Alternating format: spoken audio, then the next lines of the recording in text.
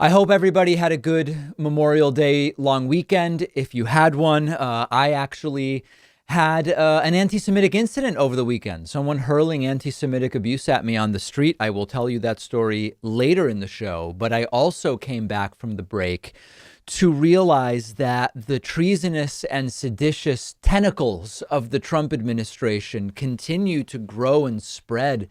Donald Trump's indicted and pardoned former national security advisor, Michael Flynn, has been caught on video saying that a coup like what happened in Myanmar should happen in the United States, presumably against the Joe Biden administration. Now, this is not some random, QAnon shaman wearing a weird hat saying it.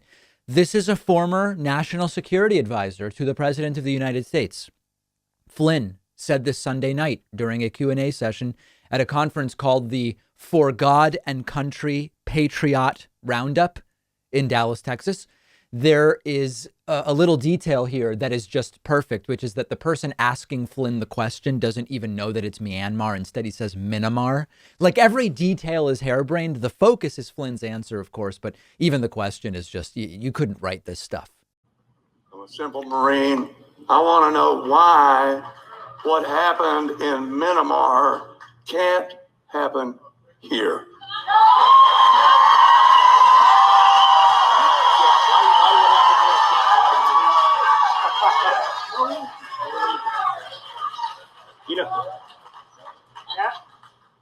No reason. I mean, it should happen here. No reason.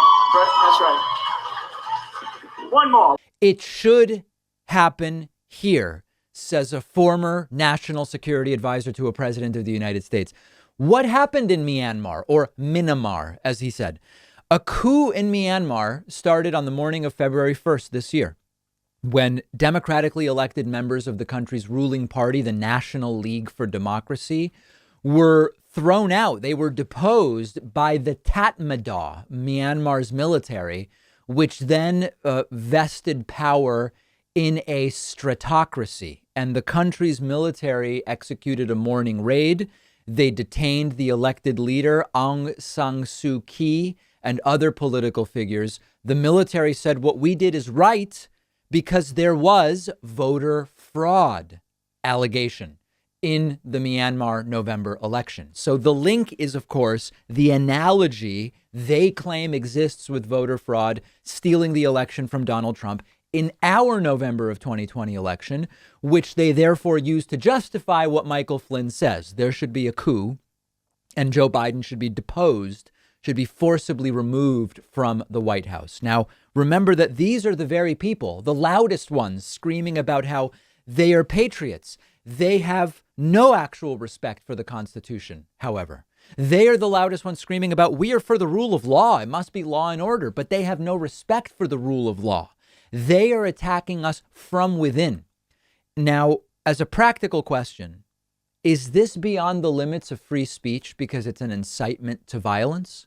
A retired general that is so clearly a traitor. And there is a key difference here between the modern left and the modern right. And it's important to talk about. And when there are when you can't tell the difference between left and right, we point it out. But where left and right couldn't be more different, we also point that out. When the people I vote for lose an election, I don't like it, but I don't say let's overthrow the government.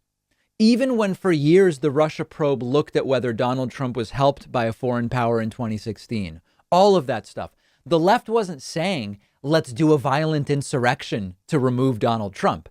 And by the way, as far as Flynn goes, who is even paying Michael Flynn now? Does he have a pension from the military? If so, shouldn't this lead to you losing your pension? Is he getting paid for these one-off appearances? Is someone funding what he's doing? And who even would want to do that at this point in time?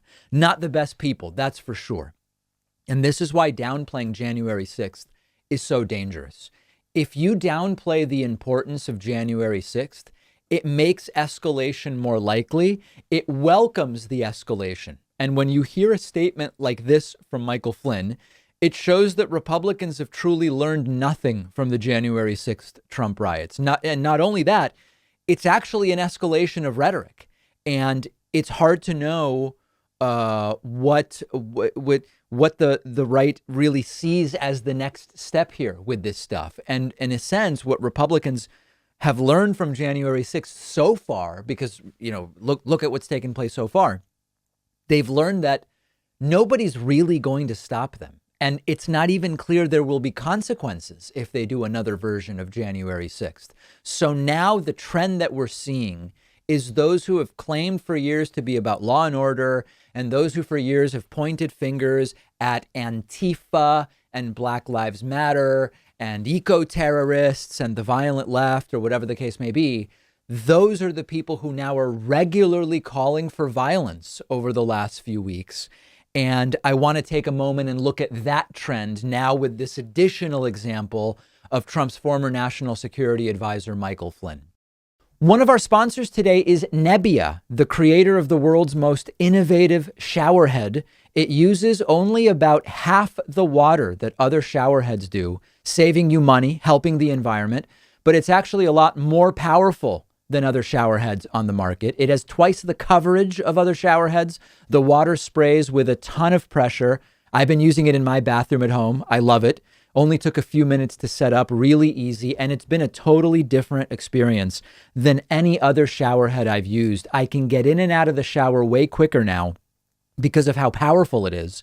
It only takes a few seconds to get completely rinsed off. So I was actually amazed that it's only using about half as much water. Nebbia also offers a number of shower accessories like shelves and curtains, which match perfectly with the design of the showerhead. The showerhead starts at just $199, and you'll get 10% off all Nebbia products when you go to nebbia.com/Pakman and use the coupon code Pakman. The link is right underneath this video.